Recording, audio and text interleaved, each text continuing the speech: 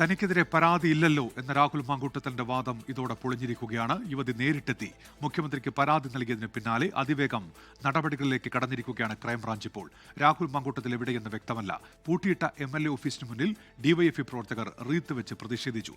BJPയും പ്രതിഷേധ മാർച്ച് നടത്തി. തിരുവനന്തപുരത്ത് നിന്ന് റിനു ശ്രീധർ, പാലക്കാട് നൈഷത്തുൽ ഷംന എന്നിവർ ചേരുന്നുണ്ട്. റിനു, ഈ പരാതിക്കാരുടെ മൊഴിയെടുക്കുകയാണോ ഇപ്പോഴും?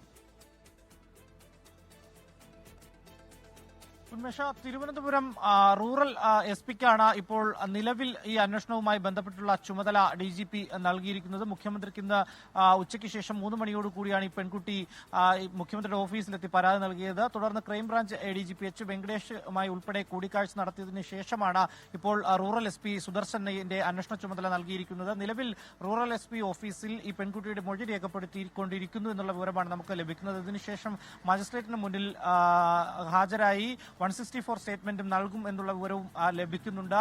എന്തായാലും നിലവിൽ ഈ കേസുമായി ബന്ധപ്പെട്ടുകൊണ്ട് നേരത്തെ പരാതി ഒന്നും തന്നെ ലഭിച്ചിരുന്നില്ല. ആ ഒരു ധൈര്യം തന്നെയായിരുന്നു രാഹുൽ മാങ്കൂട്ടത്തിൽ MLA-ക്കും ഉണ്ടായിരുന്നത്. എന്നാൽ ഇപ്പോൾ പരാതി ലഭിച്ചിരിക്കുന്നു, കേസെടുക്കാൻ പോകുന്നു എന്നുള്ളതാണ്. ഡിജിറ്റൽ തെളിവുകൾ അടക്കം മുഖ്യമന്ത്രിയുടെ ഓഫീസിന് കൈമാറി എന്നുള്ള വിവരവും നമുക്ക് ലഭിക്കുന്നുണ്ട്. എന്തായാലും നിലവിൽ MLA ഒളിവിലാണ് എന്നുള്ള വിവരം ലഭിക്കുന്നുണ്ട്. ഒപ്പം ഹൈക്കോടതിയിൽ ജാമ്യത്തിന് വേണ്ടി ഒരു നീക്കം നടത്തുന്നു എന്നുള്ളതാണ്. നിലവിൽ നേരത്തെ തന്നെ ഹൈക്കോടതി ഇത്തരം കേസുകളിൽ ഒരു ഇടപെടൽ നടത്തുകയും ഇത് അതാത് ജുഡീഷ്യൽ മജിസ്ട്രേറ്റ് കോടതികളിലേക്ക് ഈ ജാമ്യവുമായി പോകണമെന്നുള്ള ഒരു ഇടപെടലൊക്കെ തന്നെ നേരത്തെ ഹൈക്കോടതി നടത്തിയതാണ്. അതുകൊണ്ട് തന്നെ ഈ കേസുമായി ബന്ധപ്പെട്ടുകൊണ്ട് ഏത് കോടതിയിൽ ജാമ്യത്തിന് നീങ്ങും എന്നുള്ളതാണ് ഏറ്റവും പ്രധാനപ്പെട്ട ഒരു കാര്യം.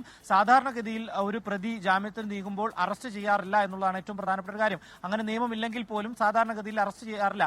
അങ്ങനെ ഇത്തരത്തിൽ ഒരു ജാമ്യത്തിലേക്ക് രാഹുൽ മാങ്കൂട്ടം പോവുകയാണെങ്കിൽ അറസ്റ്റ് ഉൾപ്പെടെയുള്ള നടപടികൾ ഉണ്ടാകുമോ എന്നുള്ളതാണ് എടുത്ത് പറയേണ്ടത്. എന്തായാലും വിശദമായിട്ടുള്ള മൊഴി രേഖപ്പെടുത്തിയതിനു ശേഷമായിരിക്കും ഏതൊക്കെ വകുപ്പുകൾ ഇപ്പോൾ ചേർക്കുക എന്നുള്ളത് നമുക്ക് അറിയാൻ വേണ്ടി കഴിയും. അതിനുശേഷം മാത്രമായിരിക്കും കേസെടുത്ത് അന്വേഷണവുമായി മുന്നോട്ട് പോകാൻ. നിലവിൽ ക്രൈംബ്രാഞ്ചിന്റെ പ്രത്യേക ഒരു അന്വേഷണ സംഘം തന്നെ ഇതുമായി ബന്ധപ്പെട്ടുകൊണ്ട് രാഹുൽ മാങ്കൂട്ടത്തിനെതിരെ ഉയർന്നുവന്ന ആരോപണങ്ങൾ അന്വേഷിക്കുന്നുണ്ട്.